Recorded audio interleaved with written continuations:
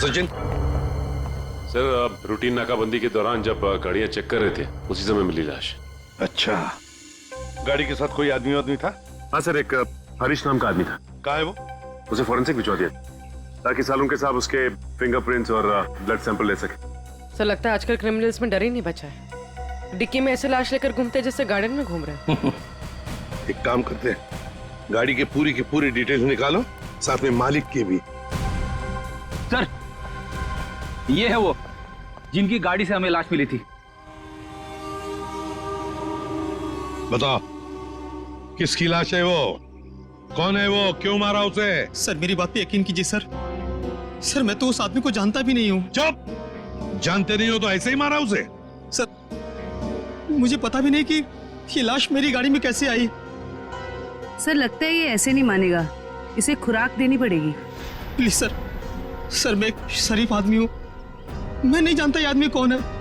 मैं सच कह रहा हूँ सर, किसी ने मुझे फंसाने की कोशिश की है।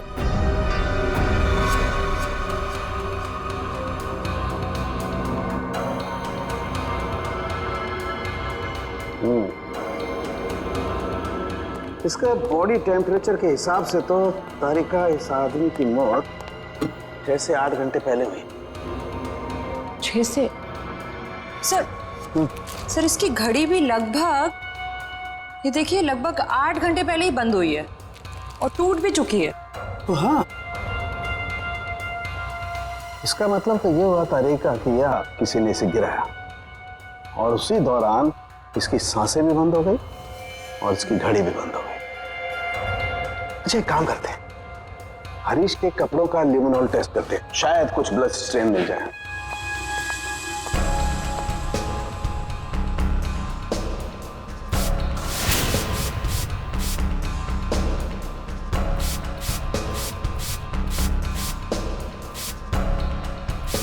एक मिनट, ठीक है।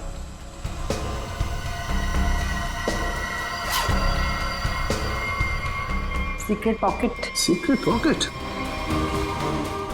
अच्छा चलो इसको टेस्ट करो।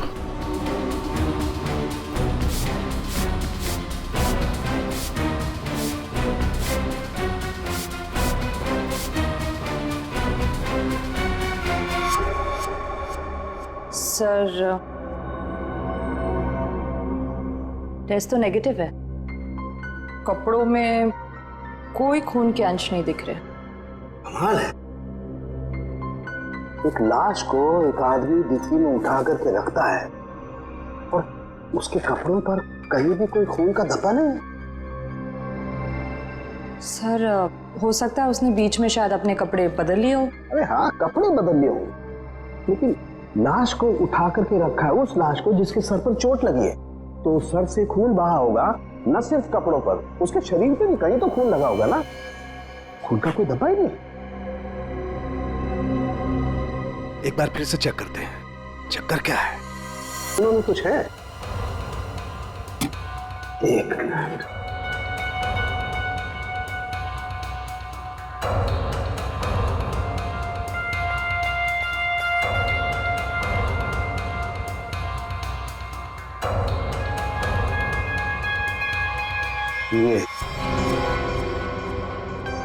यही हमारा सुराग है।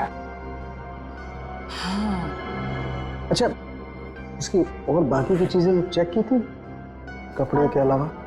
हाँ सर, बस जूतों में से थोड़ी मिट्टी मिली है। मिट्टी मिली है? हाँ दिखाती हूँ।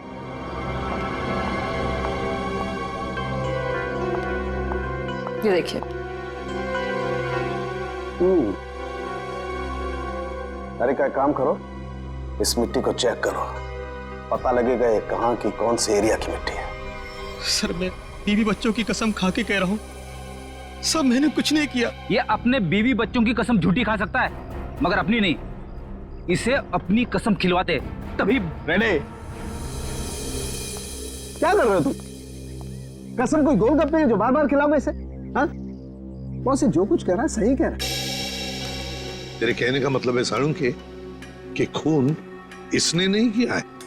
बस फॉरेंसिक साइंस के हिसाब से हमें इसके कपड़ों पर और इसके शरीर पर खून के जरा भी ट्रेसेस नहीं मिले। मतलब साफ है, ये लाश के पास गया ही नहीं। सर मैं कह रहा था ना कि आप लोग को गलतफहमी हुई है। सब सच में मैंने कुछ भी नहीं किया है।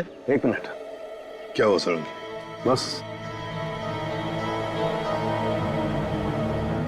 बस ये देखो, यहां पर से पेंट खुरचा गया है और यही पेंट मुझे लाश के नाखूनों में मिला है। तो इसका मतलब है ये आदमी गाड़ी के डिक्की में रखने से पहले जिंदा था, जान थी उसमें। डिक्की में रखने के बाद अपनी जान बचाने के लिए बाहर निकलने के लिए हाथ पैर झाड़े होंगे, तब वो खरोंचे आ गई। सर मैं सच कह रहा हूं सर। चाहे आप मुझे फांसी पर चढ़ाते, लेकिन मैं मरते दम तक यही कहता रहूंगा सर। सर मैंने कुछ भी नहीं किया सर, कुछ नहीं किया सर। सचिन, ले जाओ इसे। सर चलो। पूर्वी, मरने वाले आदमी के बारे में क्या पता चला? सर कुछ नहीं। उसकी जेब में से जो फोन मिल रहा उससे तो कुछ पता चला होगा। फोन बुक खाली है सर, कुछ भी नहीं है उसमें। सर उसके कॉल रिकॉर्ड की लिस्ट मंगवाई है। गुड, उससे पता चल जाएगा कि आदमी कहां कहां गया था, किस किस नंबर पर फोन किया था, सब कुछ पता चल जाएगा। सर जूतों में मिली मिट्टी की रिपोर्ट। पायरंथ्रम तो एक पेस्टिसाइड होता है जो अक्सर लोग गार्डन में पौधों को सड़ने से बचाने के लिए इस्तेमाल करते हैं, या फिर छोटे मोटे कीड़े मकोड़ों को मारने के लिए इस्तेमाल करते हैं। तारिका, सर उस हरीश की रिपोर्ट भी आ गई है। अच्छा, गुड गुड। दिखाती हूँ। क्या बोलती है रिपोर्ट? विश्वास नहीं होगा आपको।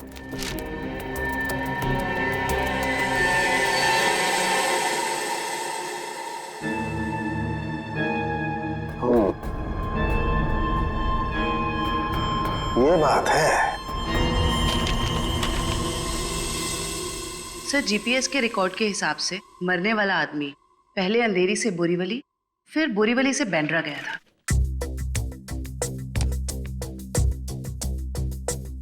अंधेरी से ये गया बोरीवली और फिर बोरीवली से आया बैंड्रा। इस आदमी की मौत 8 घंटे पहले हुई है। 8 घंटे पहले तो जीपीएस से पता चल सकता है कि मरने से पहले आखिरी बार वो कहां पर था। बॉस, जरा ये रिपोर्ट देखो।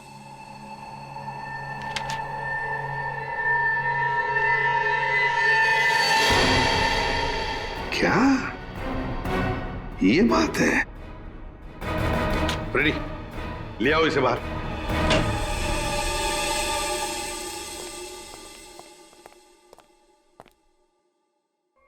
क्यों?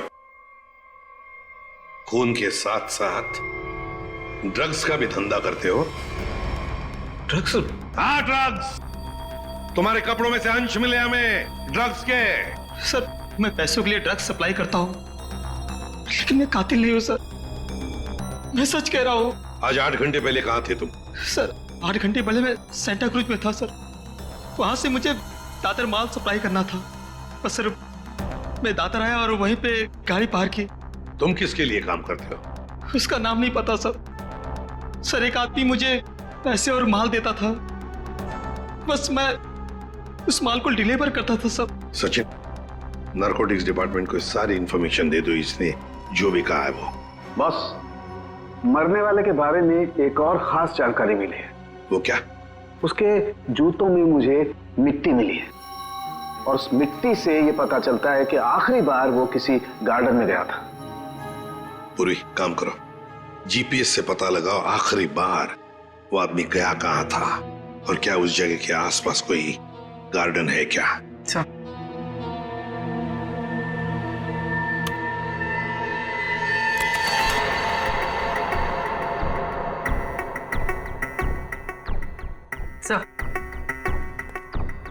सर ये आदमी शहर के बाहर एक रेजिडेंशियल एरिया है जगनवाड़ी, वहां पर गया था।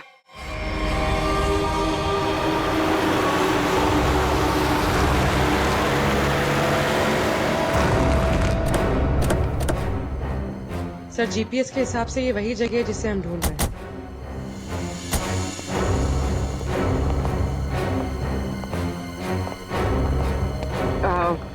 सुनिए, आप जानती हैं इसे? हाँ, ये तो सुरेश है, हमारे पड़ोस में रहता है, वो रहा उसका घर। पर आप लोग कौन है? देखिए, हम लोग सीआईडी से हैं। बात यह है कि हमें सुरेश की लाश मिली है, मौत हुई है उसकी। बड़ा अच्छा आदमी था, इतने बड़े घर में अकेले रहता था, बड़ा मेहनती था और अपना बिजनेस अच्छे से संभालता था। ऐसी कोई और बात आप बता सकते हैं जिससे हम उसके बारे में कुछ और जान सकें? हाँ, वो विदेश यात्रा के लिए निकल जाया करता था और महीने के 15-20 दिन गायब रहता था। चलो उसका घर चेक करते हैं।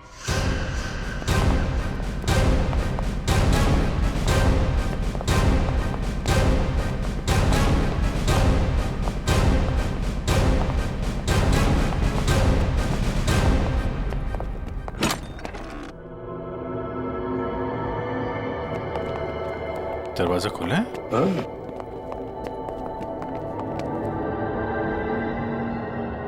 सामान तो पूरा बिखरा हुआ है। लगता है कुछ ढूंढने की कोशिश की गई है। सर शायद खून ही होगा जिसे सुरेश से कुछ चाहिए होगा। और सुरेश ने देने से इनकार कर दिया, और नहीं मिला तो उसने शायद सुरेश को मार डाला। अच्छी तरह से घर की तलाशी लो, देखो कुछ मिलता है क्या।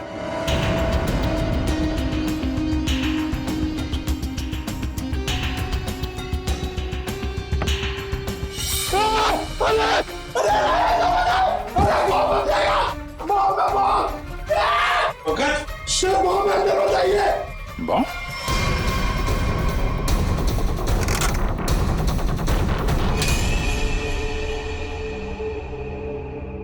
खाली है, अंदर कुछ भी नहीं।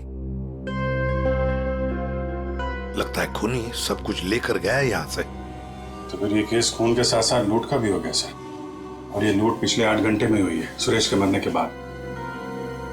काम करो, जाके सारी फिंगरप्रिंट उठाओ, एक एक फिंगरप्रिंट।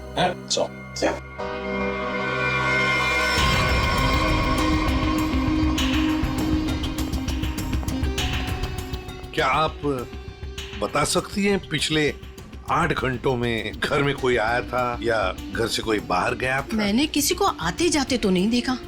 हाँ, एक लाल रंग की गाड़ी खड़ी देखी थी, वो पहले कभी नहीं दिखाई दी, पहली बार देखी थी। शायद उसी में खूनी आया होगा सर। उसका नंबर कुछ याद है आपको? कुछ देखा था? आगे के कुछ नंबर तो याद नहीं, हाँ पीछे के कुछ नंबर याद है, 2, 3, 3, 4 ऐसे कुछ था। 2, 3, 3, 4।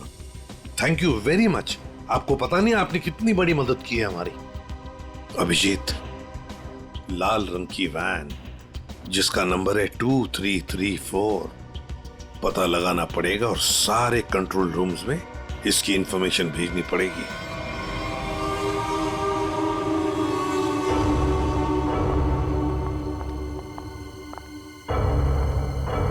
Yes ma'am. Yes ma'am, may I help you? मैं आपकी क्या सेवा कर सकता हूँ? वैसे तो आप बहुत कुछ कर सकते हैं, लेकिन अभी फिलहाल सिर्फ पता बता दीजिए। या ये मेरा कार्ड है और you call me any time, इसमें मेरा एड्रेस भी है। Very funny. हमें आपका पता नहीं, हमें मिस्टर विनोद का पता चाहिए। किस रूम में है वो?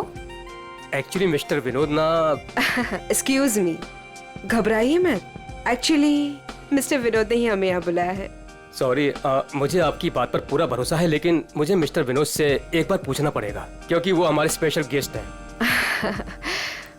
सरिता, मिस्टर विनोद से कहिए कि उनसे बहुत खूबसूरत लड़कियां मिलने आई हैं। Yes sir.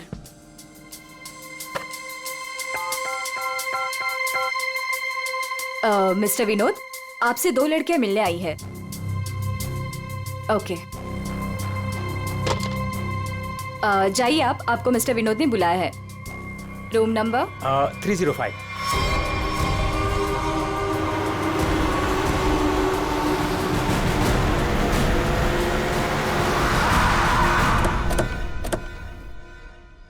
सर, उस लाल गाड़ी के मालिक का पता चल गया है, वो किसी विनोद के नाम पे रजिस्टर्ड है। यहाँ इस होटल में छुप के बैठा है।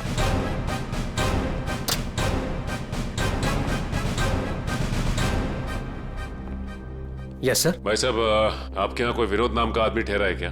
सॉरी सर, हम अपने रिस्पेक्टेड गेस्ट के बारे में कुछ नहीं बता सकते। नहीं देते ये अच्छी बात है, लेकिन हम लोग सीआईडी से हैं। सीआईडी से? क्या हुआ सर? हुआ नहीं है, होने वाला है। आप हमें जरा मिस्टर विनोद का कमरा बताइए। सर बात क्या है ये तो बताइए। विनोद ने खून किया है और खून करके यहाँ छुप के बैठा है। खून किया सर? सर वो खूबसूरत लड़के को क्या होगा जो अभी अभी ऊपर गई हैं? कौन सी खूबसूरत लड़कियां? सर अभी 2 लड़की आई थी, वो अभी अभी ऊपर गई हैं। अब जरा कमरा दिखाइए उसका।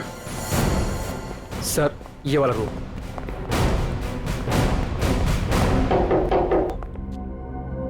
मिस्टर विनोद,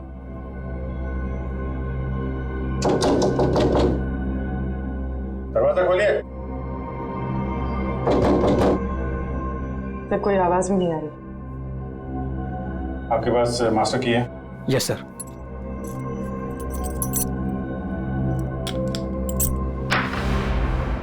विनोद,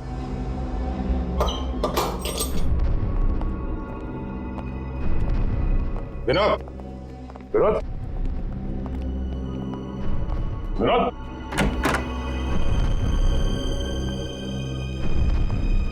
अरे यहाँ कमरे में तो कोई भी नहीं है। तुम तो कह रहे थे कि 2 लड़कियां मिलने आई थी, यहाँ तो कोई भी नहीं है। पता नहीं सर, हमने इसी कमरे में फोन करके पूछा था विनोद जी से, तभी लड़कियों को भेजा था यहाँ पर। फिर अचानक से गायब कहाँ से हो? ये तो कोई प्लानिंग लगती है। तुमने विनोद को होटल से बाहर जाते हुए देखा है? नहीं सर, मैं पूरे टाइम रिसेप्शन पर था और मैंने जाते हुए उन्हें नहीं देखा। अच्छी तरीके से चेक करो कमरे को, कोई ना कोई सुराग तो छोड़ा होगा उसने।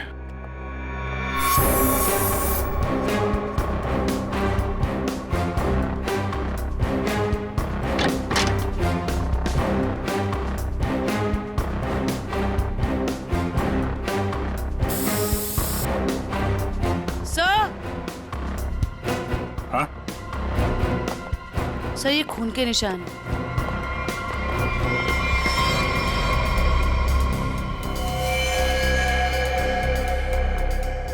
यहाँ पे कुछ हुआ है? सर कहीं विनोद ने उन दोनों लड़कियों को मार के उनकी लाश को होटल में कहीं छुपा दिया हो और मौका देख के यहाँ से भाग गया हो।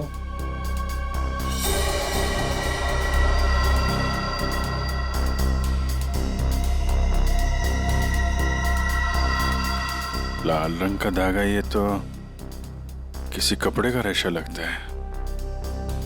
सर कहीं ये किसी शर्ट या जैकेट का धागा तो नहीं? हो सकता है, जरा मैग्नीफाइंग ग्लास देना। सर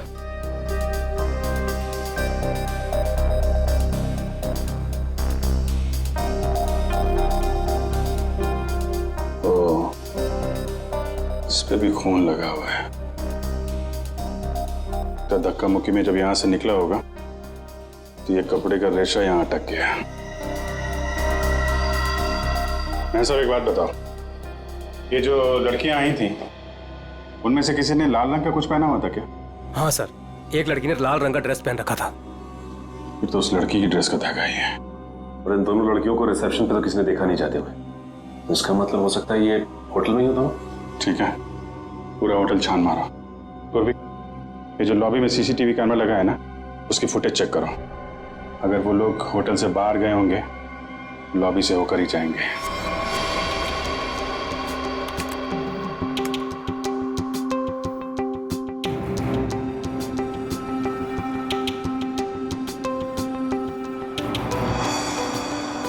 सर यही दोनों लड़कियां थी जो विनोद जी से मिलने आई थी। अब जरा आप कॉरिडोर की फुटेज दिखाइए। ये विनोद के कमरे में कब गई?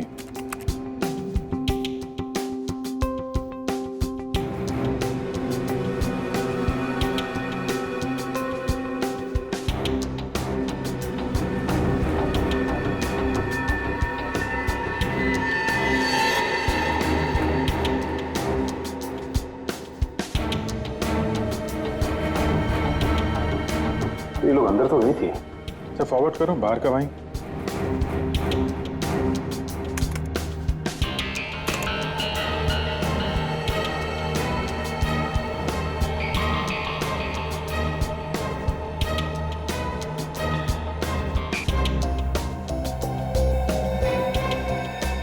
सर बाहर सिर्फ दोनों ही निकले।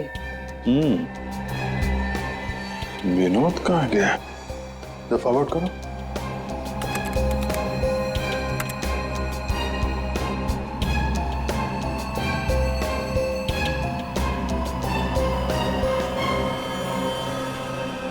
तो विनोद कहाँ गया?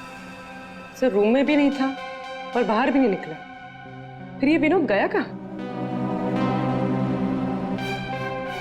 एक मिनट, जब वो फुटेज दिखा ना जब लड़कियां कमरे से बाहर निकली थी।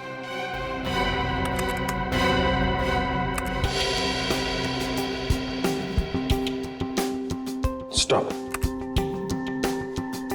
सूटकेस देखा? अब जरा वो फुटेज दिखा ना जब ये अंदर गई थी।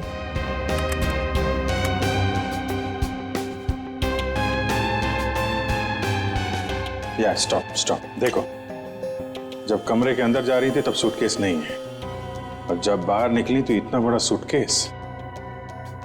कहीं ये विनोद सूटकेस के अंदर तो नहीं? सूटकेस में विनोद?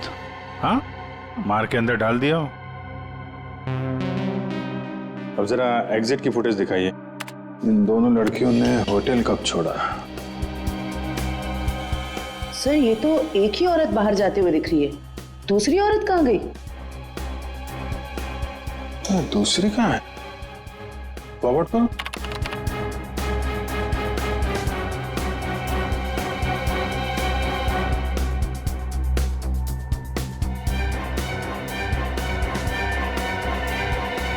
दूसरी वाली लड़की अभी भी होटल में है क्या?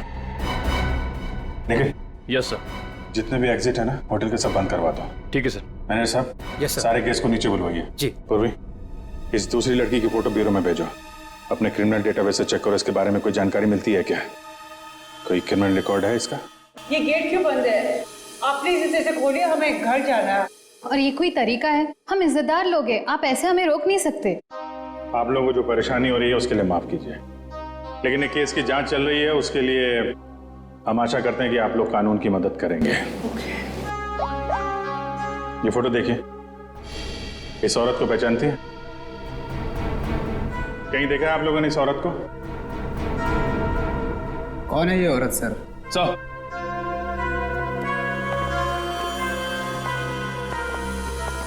सर पूरा होटल सील कर दिया है, अभी यहाँ से कोई बाहर नहीं जा सकता। साथ ही साथ उस लड़की के बारे में पूरी छानबीन की, लेकिन कुछ पता नहीं चला उसके बारे में। लड़की अगर मिली नहीं है तो फिर यहीं कहीं होगी।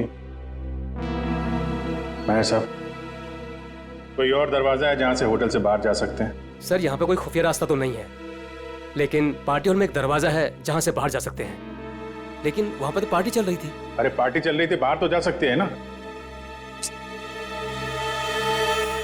तुम फोटोग्राफर इधर आओ। यस। तुम पार्टी में थे? हाँ सर। फोटो खींची? यस। कैमरा दो।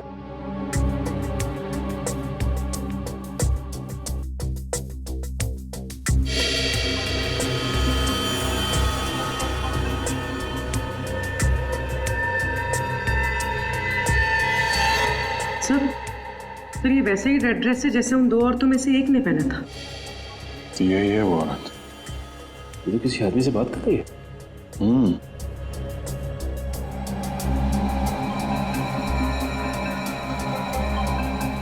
एक मिनट, आप जिस औरत से बात कर रहे थे उसको जानते हैं? कौन सी औरत?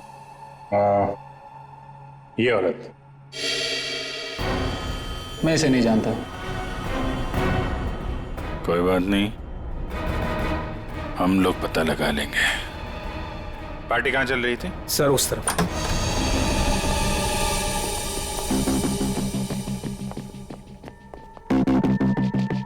सर फोटो के हिसाब से उस औरत ने वहां कहीं हाथ रखा है।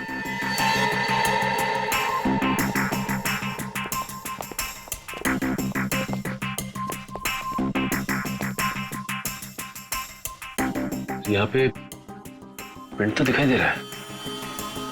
यहाँ पे हाथ रखा, पास में दरवाजा है, यहीं से निकल गई होगी।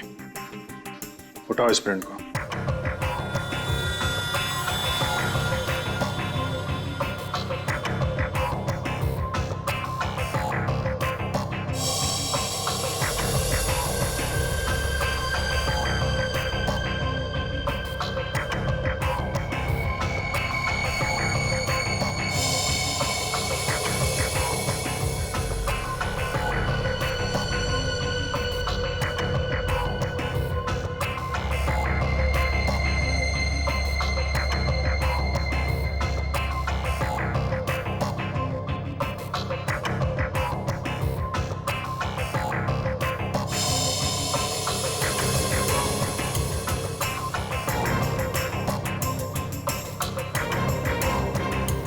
सर एक बात गौर किया आपने, ये जो उंगलियों का ये ऊपर का हिस्सा है उसकी रेखाएं काफी मोटी है, जबकि औरतों के उंगली के इस हिस्से की रेखाएं बड़ी बारीक होती। इसमें ऐसा नहीं है। ये रेखाएं तो मोटी है, मतलब मर्द की रेखाएं।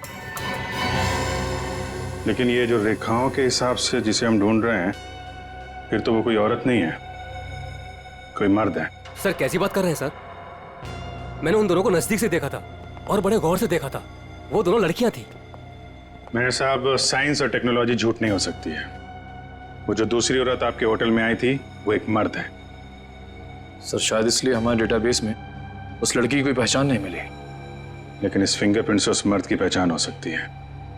जयवंती, ये फिंगरप्रिंट्स डॉक्टर सालुंके की लैब में भेजो। Yes sir. इसमें पसीने के डीएनए भी होंगे, उससे उस आदमी के बारे में सारी जानकारी मिल सकती है।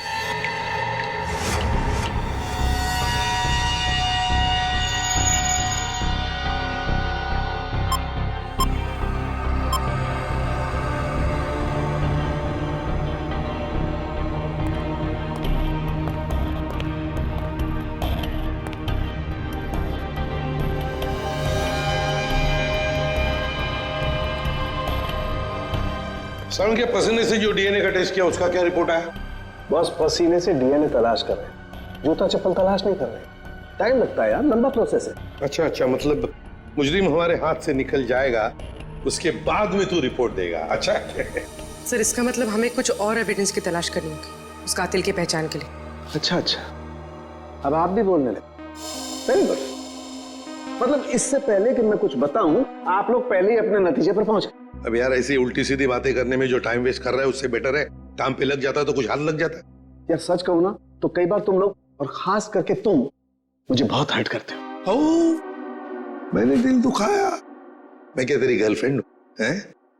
नाटक बंद कर और साफ साफ बता क्या मिला। चल, इस पसीने में हमें कुछ ऐसा पदार्थ मिला है जिससे हम खूनी के काफी नजदीक तक पहुंच सकते हैं। क्या मिला? इसमें हमें हाइपरडोल नाम का एक पदार्थ मिला है जो अक्सर दवाइयां बनाने के काम में आता है। जो दवाइयों में इस्तेमाल होता है, मतलब जिसका भी पसीना है वो बीमार है, ये तो कोई भी बता सकता है। लेकिन कोई ये नहीं बता सकता है कि उस बीमारी का नाम है हाइपोक्रोंड्रिया। हाइपोक्रोंड्रिया ये एक जेनेटिक डिसऑर्डर है। इस बीमारी की वजह से इंसान कई बार अपना दिमागी संतुलन खो बैठता है, जिस वजह से उसका शरीर भी उसका साथ नहीं देता और वो इंसान इधर उधर यूं ही बिना जाने घूमने लगता है। लेकिन ये बीमारी हमारे देश में बहुत कम लोगों में पाई जाती है। It's a rare disease. Boss, बहुत कम ऐसे अस्पताल हैं जिसमें हाइपोक्रोंड्रिया नामक बीमारी का इलाज होता है। अच्छा, हाइपोक्रोंड्रिया। सचिन, ढूंढो सारे हॉस्पिटल्स जहां पर इस बीमारी का इलाज होता है और वहां से उनके पेशेंट्स की लिस्ट भी लेकर आओ। हमें जिसका इंतजार है वो उन्हीं लिस्ट में से कोई एक है, उन्हीं पेशेंट्स में से कोई एक।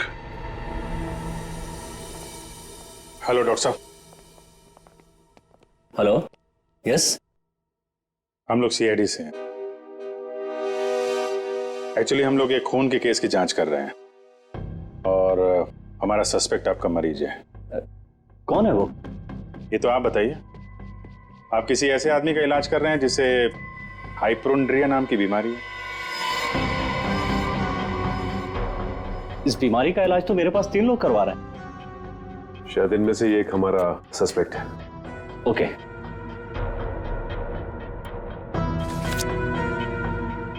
ये रही वो फाइल। Thank you doctor.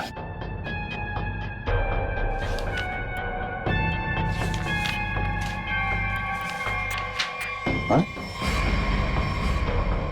ये तो वही आदमी है जो होटल में था, तो निखिल के साथ दरवाजे बंद करवा रहा था।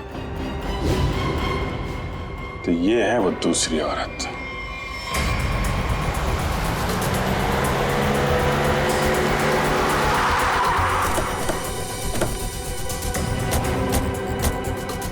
एक्सक्यूज मी मैनेजर साहब, वो वेटर कहाँ जो निखिल के साथ दरवाजा बंद करने गया था? क्यों सर, क्या हुआ?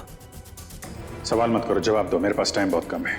सर वो तो घर चला गया, उसकी शिफ्ट खत्म हो गई थी ना। वो वैसे रेस्ट रूम में रहता था, आज वो जल्दी चला गया, कुछ हड़बड़ी में था सर। मुझे मालूम है क्यों हड़बड़ी में था वो रेस्ट रूम कहाँ है? सर होटल के पीछे। जयवंती, निखिल, जरा देखो रेस्टोरेंट में जो मिलता है लेके आओ।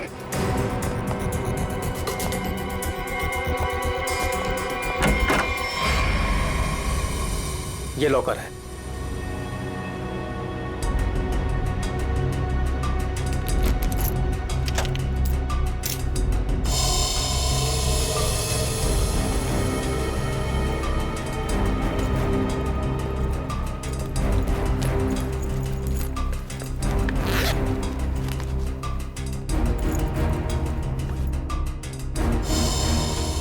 काफी चालाक है।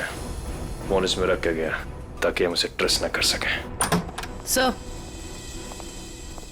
सर ये बैग और ये मोबाइल फोन मिला है। बैग में और कुछ है? नहीं सर। लगता है वेटर बड़ी जल्दी में था, अपना सारा सामान यही भूल के चला गया। फोन लॉक है, इस फोन को अनलॉक करवाओ, इसके अंदर जितनी फोटोज हैं, वीडियोज है, कॉल लिस्ट सब छान मारो। अब ये फोन ही हमें उस तक पहुंचाएगा।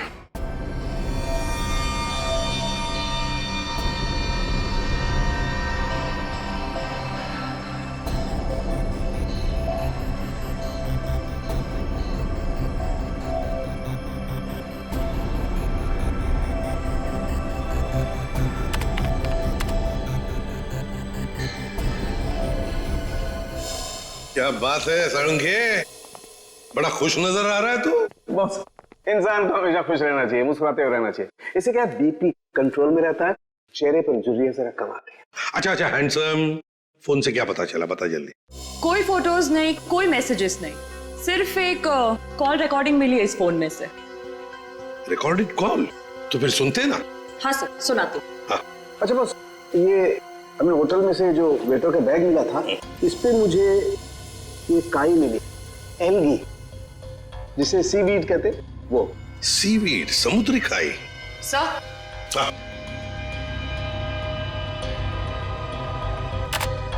यस।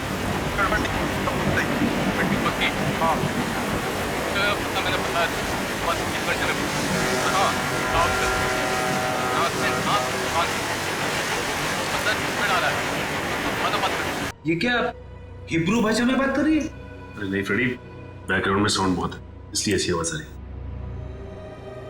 सर दो लोगों के बात करने की आवाज है।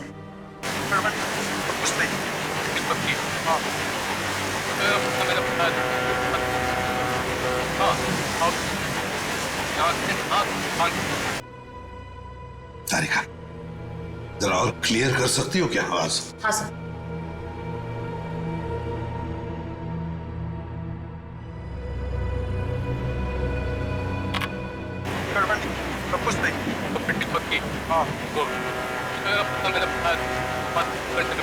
लगता है कोई खास डील की बात चल रही है। सर लेकिन डील कहाँ होने वाली है इसका पता नहीं चला। पता चल सकता है सचिन, अगर आवाजें साफ सुनाई पड़े तो। सर इसके लिए हमें इस टेप को आईटी डिपार्टमेंट भेजना पड़ेगा ताकि वो साउंड्स को अल्ट्रा फिल्टर करके ह्यूमन वॉइस को एक्सट्रैक्ट कर सकते हैं। नहीं, हमारे पास वक्त नहीं है। एक काम करो, जरा फिर से सुनाओ। हाँ सुनाओ फिर से।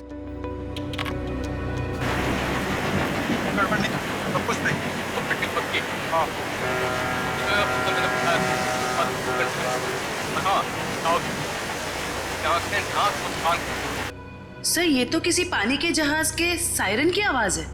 जयवंती, फॉग हॉर्न का आवाज है ये, फॉग हॉर्न। अक्सर जब फॉग होता है ना, कोहरा होता है, तब ये सायरन बजाया जाता है बाकी जहाजों को सतर्क करने के लिए। सर मतलब जहाँ ये कॉल रिकॉर्ड हुआ है वो जगह बंदरगाह के पास है? बिल्कुल, जल्दी से जल्दी ये जगह ढूंढनी चाहिए, पहुंचना चाहिए हमें, इससे पहले कि ये डील हो जाए। Let's go.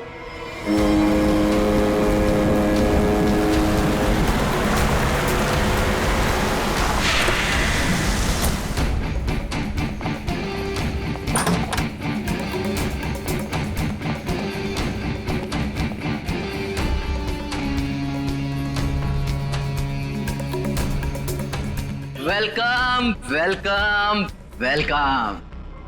कहाँ है तुम्हारा बॉस? बॉस यहाँ है। मिस्टर विनोद से कहिए कि उनसे बहुत खूबसूरत लड़कियां मिलने आई हैं।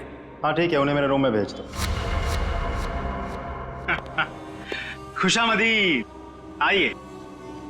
वादे के अनुसार मैंने आप लोगों को हीरो के सैंपल्स तो भेज ही दिया था। आप लोगों ने देख भी लिया होगा। हाँ, पर हमें डीलिंग के लिए पार्टी में मिलना था।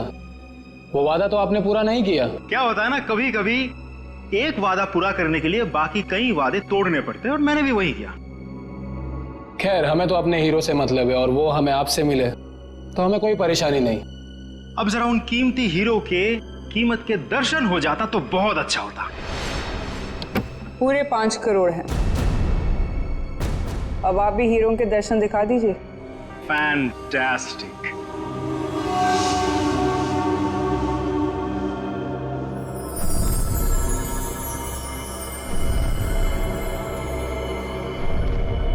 Thank you very much. आप लोगों के साथ बिजनेस करके मुझे बहुत अच्छा लगा।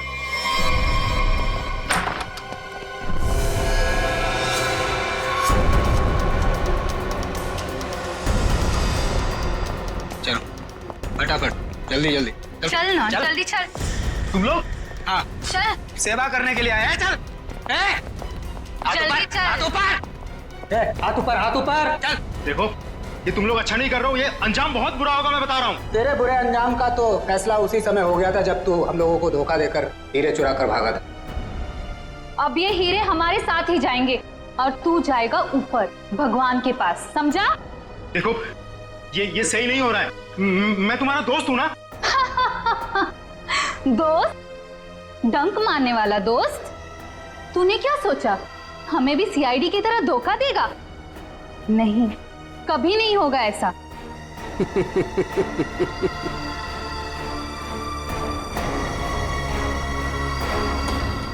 ये ला, बैग मुझे दे। धोखेबाज।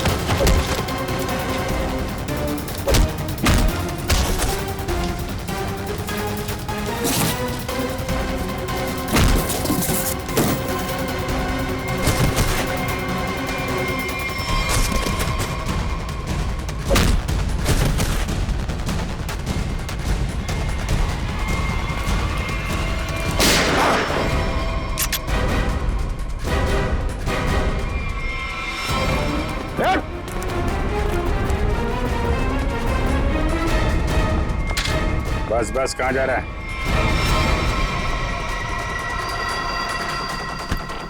बहुत होशियार समझता है।